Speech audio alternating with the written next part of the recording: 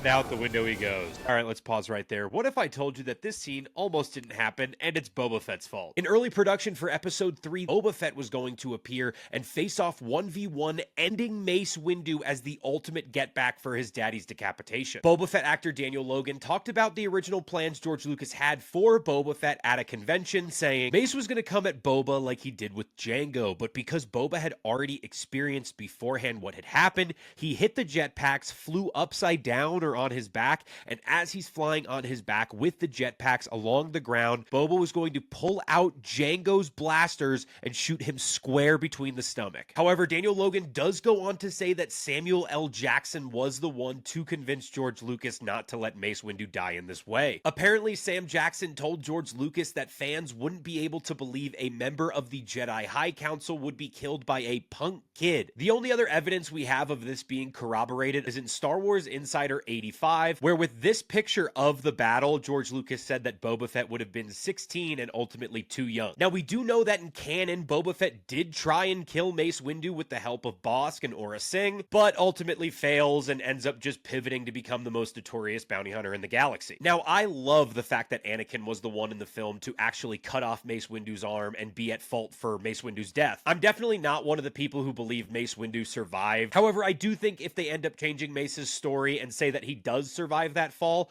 Boba Fett finding out and going after him is such a cool storyline. And look, I do agree with Sam Jackson and George Lucas that Boba Fett at that age probably couldn't have been able to kill Mace Windu, but imagine an animated series set around the time of Bad Batch where we see an old beat up Mace Windu and Boba Fett fighting. Hearing of a 16-year-old bounty hunter who is the son of the most notorious bounty hunter pre-Clone Wars, killing a high-ranking Jedi post-Order 66 is actually a pretty cool notch on your belt and makes sense why Boba Fett became one of the most feared and notorious bounty hunters in the entire galaxy and ultimately was hired by Darth Vader to capture Han Solo and lead him to Luke Skywalker. I think you can make it make sense.